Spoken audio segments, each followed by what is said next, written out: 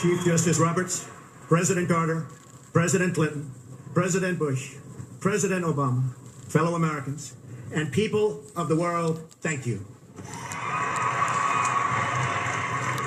We, the citizens of America, are now joined in a great national effort to rebuild our country and restore its promise for all of our people. Together, we will determine the course of America and the world for many, many years to come. We will face challenges. We will confront hardships, but we will get the job done. Every 4 years, we gather on these steps to carry out the orderly and peaceful transfer of power. And we are grateful to President Obama and First Lady Michelle Obama for their gracious aid throughout this transition. They have been magnificent. Thank you. Today's ceremony, however, has very special meaning, because today we are not merely transferring power from one administration to another or from one party to another, but we are transferring power from Washington, D.C. and giving it back to you, the people. For too long, a small group in our nation's capital has reaped the rewards of government while the people have borne the cost. Washington flourished, but the people did not share in its wealth. Politicians prospered, but the jobs left and the factories closed. The establishment protected itself, but not the citizens of our country. Their victories have not been your victories. Their triumphs have not been your triumphs. And while they celebrated in our nation's capital, there was little to celebrate for struggling families all across our land. That all changes, starting right here and right now, because this moment is your moment. It belongs to you. It belongs to everyone gathered here today and everyone watching all across America. This is your day. This is your celebration. And this, the United States of America, is your country. What truly matters is not which party controls our government, but whether our government is controlled by the people. January 20th, 2017 will be remembered as the day the people became the rulers of this nation again. The forgotten men and women of our country will be forgotten no longer. Everyone is listening to you now. You came by the tens of millions to become part of a historic movement, the likes of which the world has never seen before. At the center of this movement is a crucial conviction that a nation exists to serve its citizens. Americans want great schools for their children, safe neighborhoods for their families, and good jobs for themselves. These are just and reasonable demands of righteous people and a righteous public. But for too many of our citizens, a different reality exists. Mothers and children trapped in poverty in our inner cities. Rusted out factories scattered like tombstones across the landscape of our nation. An education system flush with cash, but which leaves our young and beautiful students deprived of all knowledge.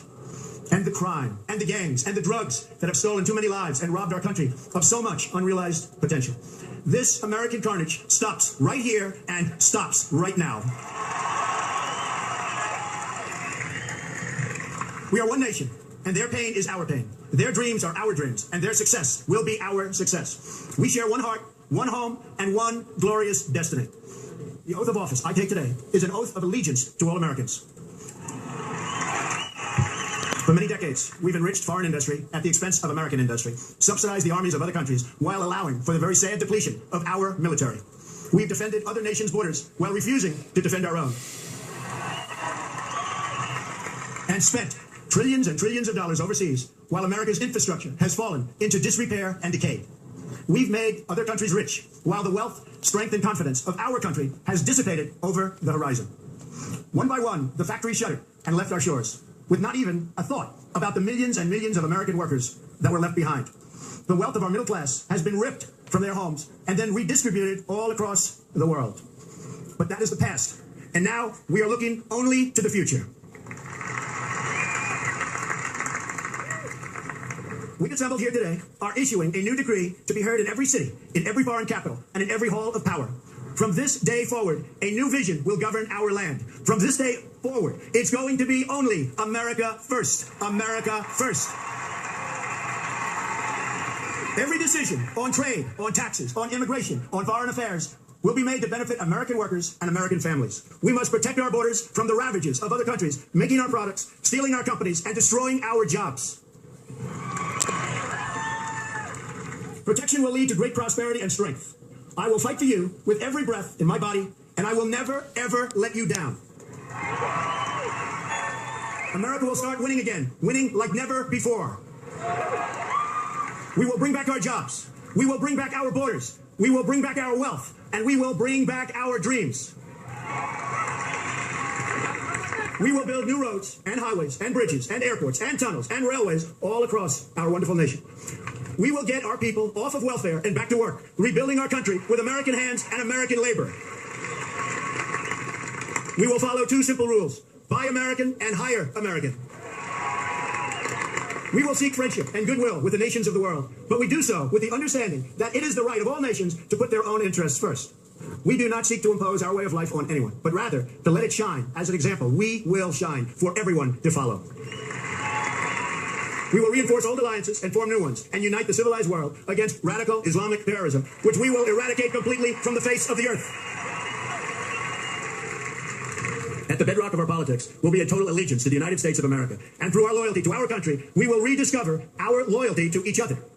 When you open your heart to patriotism, there is no room for prejudice. The Bible tells us how good and pleasant it is when God's people live together in unity. We must speak our minds openly, debate our disagreements honestly, but always pursue solidarity. When America is united, America is totally unstoppable. There should be no fear. We are protected, and we will always be protected. We will be protected by the great men and women of our military and law enforcement. And most importantly, we will be protected by God. Finally, we must think big and dream even bigger. In America, we understand that a nation is only living as long as it is striving. We will no longer accept politicians who are all talk and no action, constantly complaining, but never doing anything about it.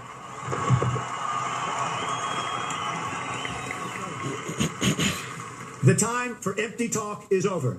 Now arrives the hour of action. Do not allow anyone to tell you that it cannot be done. No challenge can match the heart and fight and spirit of America.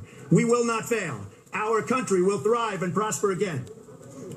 We stand at the birth of a new millennium, ready to unlock the mysteries of space, to free the earth from the miseries of disease, and to harness the energies, industries, and technologies of tomorrow. A new national pride will stir our souls, lift our sights, and heal our divisions. It's time to remember that old wisdom our soldiers will never forget, that whether we are black or brown or white, we all bleed the same red blood of patriots. We all enjoy the same glorious freedoms, and we all salute the same great American flag. And whether a child is born in the urban sprawl of Detroit or the windswept plains of Nebraska, they look up at the same night sky, they fill their heart with the same dreams, and they are infused with the breath of life by the same almighty creator. So to all Americans, in every city, near and far, small and large, from mountain to mountain, from ocean to ocean, hear these words: you will never be ignored again. Your voice, your hopes, and your dreams will define our American destiny. And your courage and goodness and love will forever guide us along the way. Together, we will make America strong again. We will make America wealthy again. We will make America proud again. We will make America safe again. And yes, together, we will make America great again. Thank you, God bless you, and God bless America. Thank you. God bless America. Clenched fist there from President Donald Trump, a smile from President Obama as he completes his inaugural address. Direct attack on the Washington establishment. Congratulations from President Obama right there. Taking on an establishment that he said protected itself. Promises that will all change right here, right now, from this day forward. The people are the rulers again, said Donald Trump, President Donald Trump. Then he said he has a new decree, a new vision. A new vision will double our land. America first.